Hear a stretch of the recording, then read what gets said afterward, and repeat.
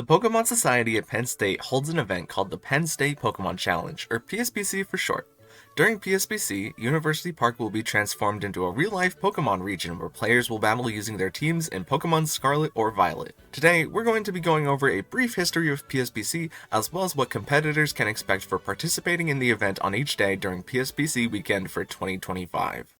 In the fall of 2009, a group of friends came together to design what would be called the Penn State Pokémon Challenge. PSPC would be a live-action role-playing game where trainers challenge 8 gym leaders on the first day, and then those who are able to earn enough badges would return on the second day to battle the Champions Cup in an attempt to become the champion or winner of PSPC. In the following spring semester of 2010, this plan would be put into motion with characters from all walks of the Pokemon franchise coming out to participate. PSPC has continued to be held many times since its creation and has undergone many changes over the years, spanning multiple generations and therefore many change-ups in teams and battling styles. Many challengers have fought to stake their claim over the years using their trusted Pokemon. PSPC has also shifted to becoming a larger annual event to replace the structure of having it every fall and spring semester, making the title of PSPC champion even more coveted and sought after. The overall framework of the Penn State Pokémon Challenge has stayed the same over the years. The day begins with the Pokemon professor going over the rules and schedule, the introduction of the gym leaders, giving out the goodie bags and trainer passports, and going over the lore of the region. Once the beginning ceremony comes to a close, trainers head out to begin challenging gyms. Once you reach a gym, you'll scan the QR code to enter the queue. When a player's turn comes up, a challenge will be issued and a battle will begin. A video to explain further details of OU battles will be released soon, but for now, just keep in mind that players will fight in a 6v6 singles battle. To fit the theming of gym battles from Scarlet and Violet, gym leaders will use a mono-type team with one Pokemon that will terastallize into their gym's type. Should the player lose to the gym leader, they'll go to the back of the queue and have to wait for their turn again. Trainers can challenge a gym leader as many times as they want. You may also change out your team as often as you like, but a good rule of thumb is to have your strongest team of 6 ready in your head at the start of the day with a few substitutions to help out against specific types. Please try to practice good sportsmanship by being nice to staff and not trading Pokemon that counter the gym leader to other trainers right in front of them. Once a player defeats a gym leader, they'll get their passport stamped and continue on to the next gym.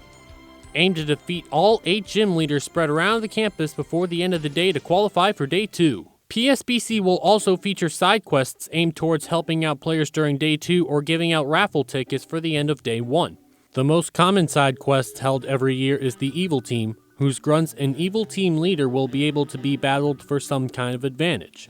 The Evil Team may use Pokemon or battling styles outside of the OU rule set, so be prepared for anything. The casino will also be open the entire day and host several activities for earning the casino's currency. Trainers can exchange the currency for help fleshing out their teams with either tweaking Pokemon sets, giving out battle-ready Pokemon, and even basic rental teams.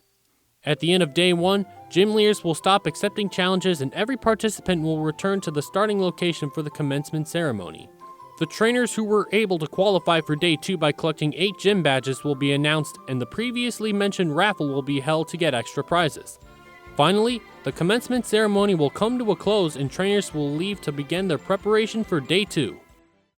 For the second day, anyone who did not qualify for the Champions Cup are welcome to spectate the matches and, given you filled out the lunch form, a free lunch will be provided.